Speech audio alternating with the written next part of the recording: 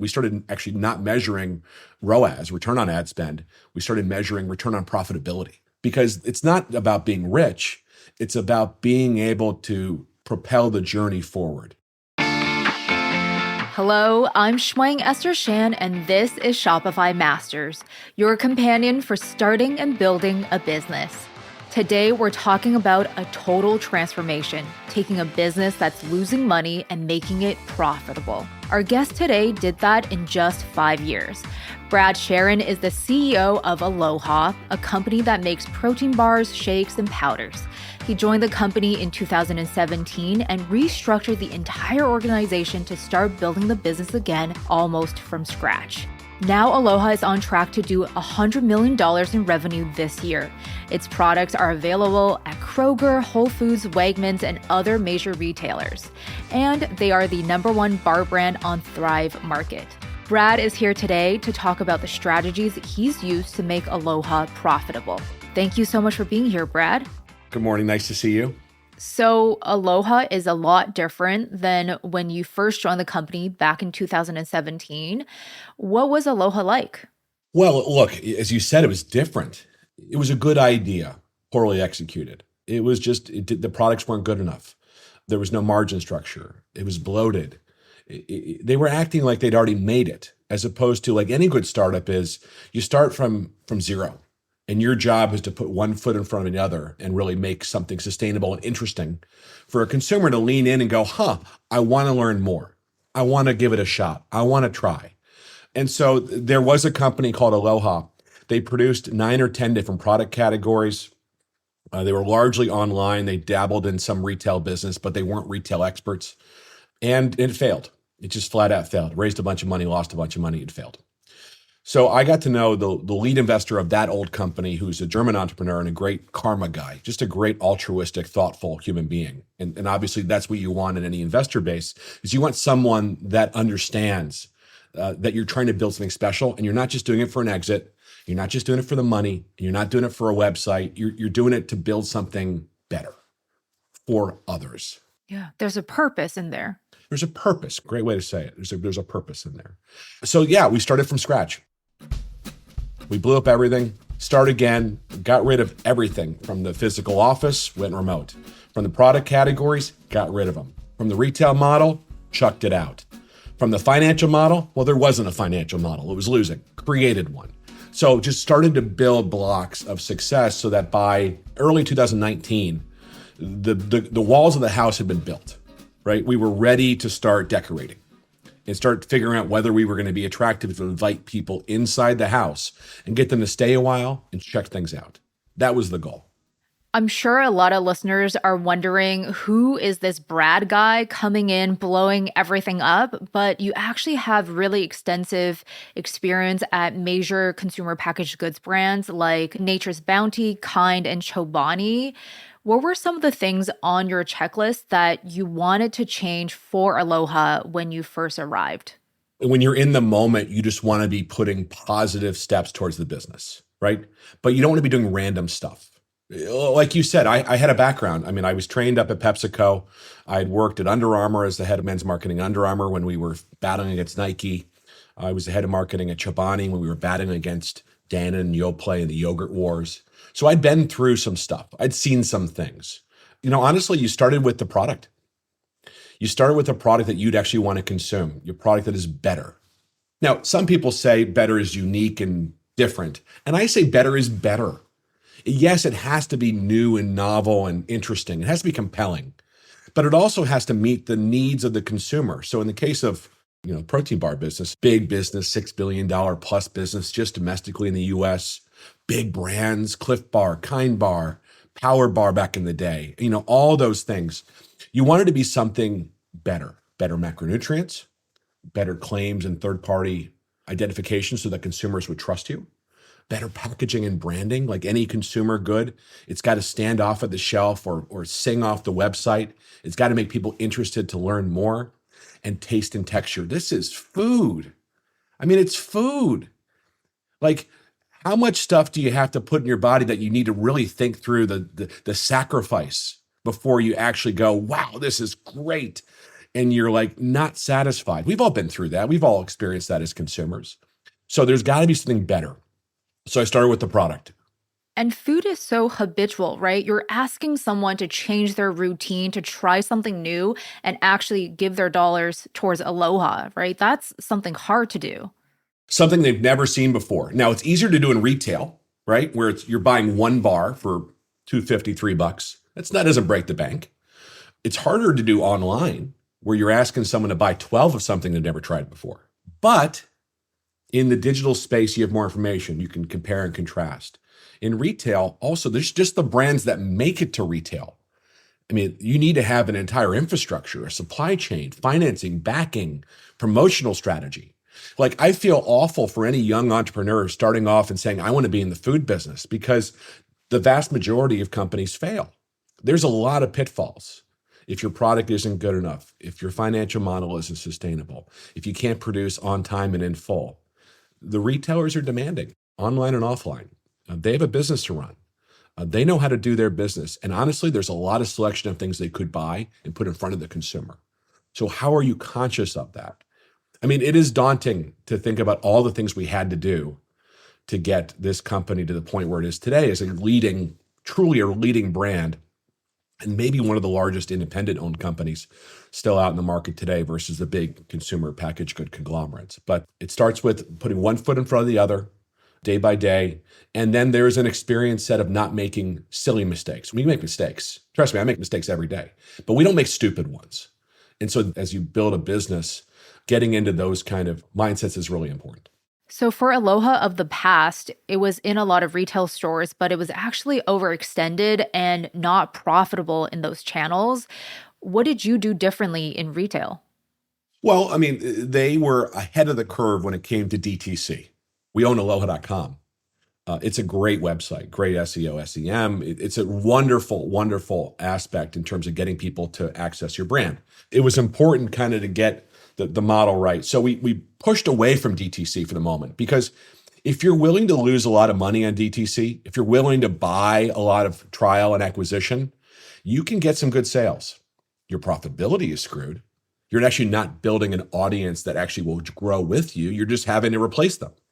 You're trying to replace the money that's going out faster than the money that you're spending. It doesn't really, at the end of the day, make sense. You're hoping so much that something's going to happen in your favor.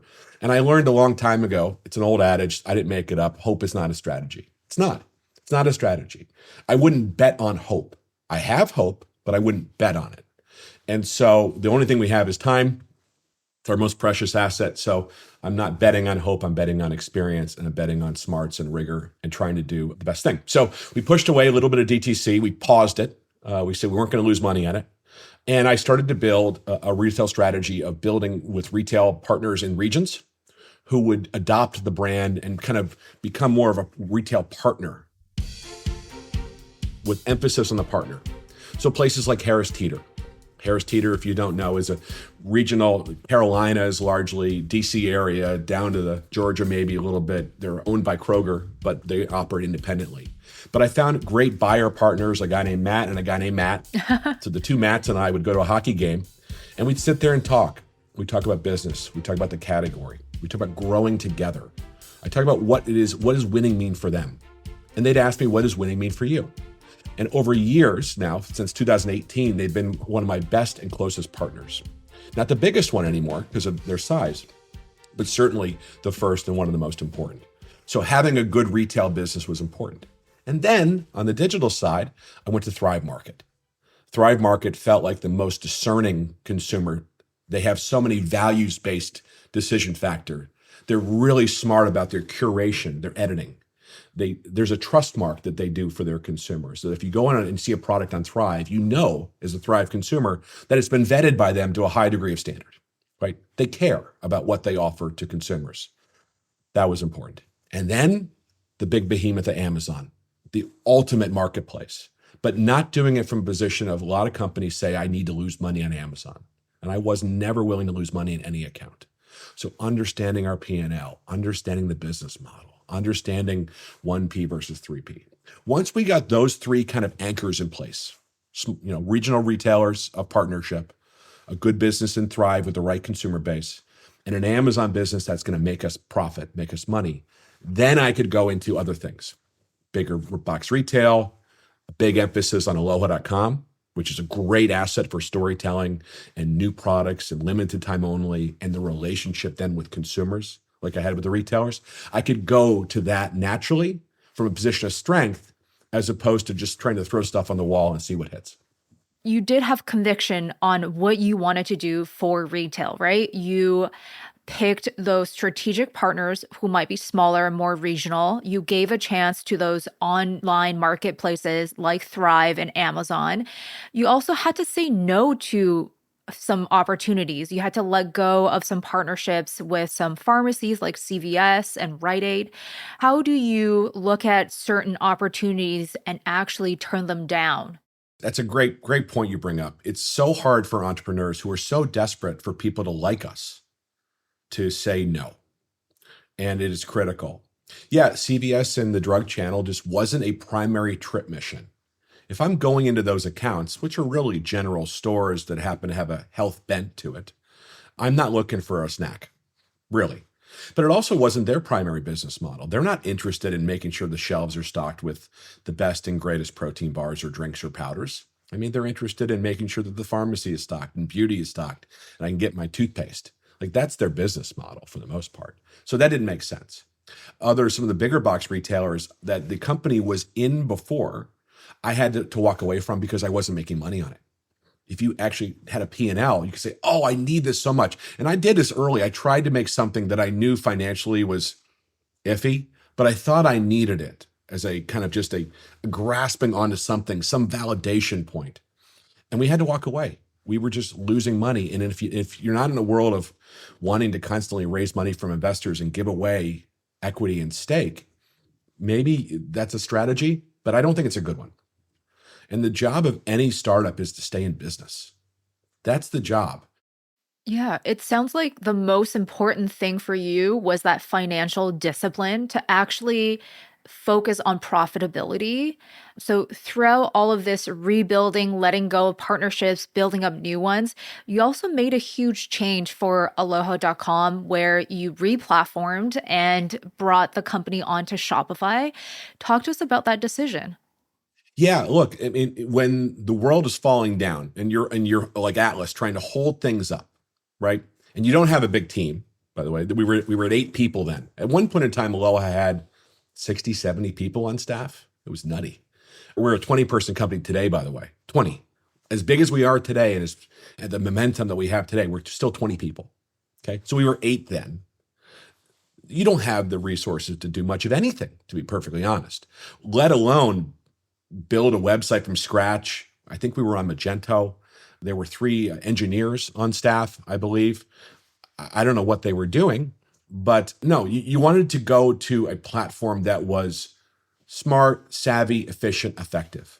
Like, why reinvent when you're trying to make sure that you have a snorkel above the water that you're breathing through? Because you're not even above water right now. So, like, have a good partner like Shopify, very established, great tools and tactics, and build from that position of strength. That was our goal. And that was the recommendation of our head of digital, Stephen Gamelin, who was an expert and veteran from PepsiCo. He ran a big business at PepsiCo. And in 2019, he joined me. And we had already made that decision to go to Shopify by then. But it was about, okay, here's what the platform really allows us to go do. Here's what they're great at. Let's take advantage of that. Now, from that platform, we can add on a stack that logically makes sense. And that takes us from 1 to 2 to 3 to 4 in terms of customer sophistication, storytelling availability, fulfillment, and all the other aspects that you need to make sure that the consumer at the end of the day is happy about their purchase and wants to keep coming back on their own dime without you having to buy them again. After that replatforming, I'm sure you're rethinking the direct-to-consumer strategy. You're reinvesting into that channel. How did you bring that back into the mix of things? Well, look, I mean, we never walked away from it totally. It was just not prioritized. Once we chose to invest in it again, it was a lot of trial and error. And we weren't willing to go crazy. Again, this is a startup. Startups should be financially savvy. There's not a infinite amount of cash or capital around, or at least there's not any that I wanted to do because I hated raising money. We never made a bet that the whole company was riding on X. There was never such a big initiative or campaign or idea that all of us were biting our nails to figure out whether it was working or not and whether the company would survive. I mean, those are bets I was never willing to take because I wasn't willing to sacrifice all the good effort and endeavors of the people striving towards making this thing viable. And it certainly is more than viable now. But back in the day, in 2018, 19, even 20, oh, by the way, there's this little thing called COVID in 2020. The category went down 35% because people were in their homes. 2021, supply chain crises, couldn't get products in ports, not enough truckers on the road, not enough workers in plants. 2022, thing called inflation. I mean, there are three pillars of startup businesses. So if we didn't have a financial model, if we weren't willing to make choices, if we weren't willing to say no to things, we would have overextended ourselves really quickly. When then the market factors came against us, the wind would blow and we would fall over. I guess for our listeners, you still are very financially disciplined. And when you were re-looking at the website, reinvesting more into direct to consumer, what were some of the initial things that you invested in? What were some of the initial things you experimented with? Well, Steven's the expert. I mean, one of the things is hire good people and trust them to make decisions and hold them accountable to deliver certain results. But more important, it's the thought process into why they were doing what they were doing. Steven and his digital team started making smart bets, accretive bets. They wanted to reach out to consumers. They understand the geo-targeting and regional capabilities, right? This is a big market in the US, but at the same time, there are pockets and portals that are more like to adopt smaller brands and new brands than others. Go there, build an audience. Don't try to be national. There are affinity groups, health-oriented groups, protein and fiber, satiety. There's all kinds of areas that these guys and ladies can target in terms of the interest levels. So they went and did that, and they figured out there were certain portals that were jumping. They were very conscious about how the website and the pages were working. Were we making our point 3-second clear for what the product is, why is it better, and click to try. We started doing things like upselling people at the very end as they got to the checkout. We started to spend more effort on fulfillment, knowing that people were going to buy from us versus Amazon. Our delivery is a lot faster than Amazon in a lot of cases. People are surprised by that. That matters if you're buying from a brand. That's an important flex in today's direct-to-consumer space. Yeah, just thinking about it from a consumer standpoint, I think is the most important thing. Our team was always putting the consumer first as opposed to the tech stack. They were putting the practical question first versus the intellectual question first. They knew that success was going to be a long road and not about a short hit. They weren't interested in metrics or measurements that were CYA, you know what I mean, in nature. I wasn't after a gotcha moment. What I was interested in, we started actually not measuring ROAS, return on ad spend. We started measuring return on profitability. Because it's not about being rich, it's about being able to propel the journey forward. By having a good experience with you today, and by me having a good financial model on that, I'm able to have another interaction with you and your friends tomorrow. It's that relationship part, so that over time, I became like peas and carrots with you. I'd be symbiotic to what you wanted in terms of your propelling your daily life, which is the benefit of this category we're in. It is a good category. It makes people healthier. It makes people happier. It makes them more vivacious. It's a good actor in the broader food context and food world. We genuinely believe that. That's not bullshit. We believe that. So how do we make sure that message comes out in our DTC environment and does it in a way that the relationship can keep growing over time? It's fascinating to hear about all the ways that you've changed Aloha to rebuild it up again. I just want to take a moment to thank our listeners for tuning into the show and hope that you will take a moment to subscribe to Shopify Masters. Check out our back catalog of episodes. There's a lot of great conversations in there, and tell a friend about our show as well. Thank you so much. We talked about one of the first things you did was actually make the product better. And over the years, you've actually continued to do that. You've expanded into new product categories. What is your approach when you're thinking about new products to develop? Yeah, I think it's a great question. I get asked it a bunch, and people expect me to say, like, I'm always developing new ideas. Like, I think that's like the innovators. They think entrepreneurial folks are all about the new thing. Sometimes the best idea is not doing things as well. A brand like Aloha, don't you think it could be a lot of things? I mean, I had one person once in a meeting tell me, hey, wouldn't it be great if Aloha, if you came out with a skincare? No way. Yeah, way. Yeah, it's exactly right. And it was always straight faced, by the way. And I'm like, oh, that's so insightful because Aloha and Hawaii and sun, I get it. It's good. No, not going to do that. We're in big categories right now. What I like about our powders and our drinks business, which is our smaller parts of our business, and they're only focused largely online, is that it allows the day parts and occasions. This goes back to like my CPG days, my PepsiCo days, right? You're always thinking about how your products are going to be used in the context of a daily life. And so they talk about day parts and occasions. And some products are better for dessert time, and some are better for morning, and some are better for on the go. But what I like about our categories is that they are so versatile. And so I don't feel the need to divide my armies as a small company competing against very, very big companies who we have a lot of respect for. We know they're good people, smart people, and they have a ton of resources. We don't have those resources. We have to be much more choiceful. So part of the strategy is, yes, there's a role for powders and drinks because it allows me to expand day parts and occasions with the digital environment. The powders and drinks are more ritualistic in terms of behavior.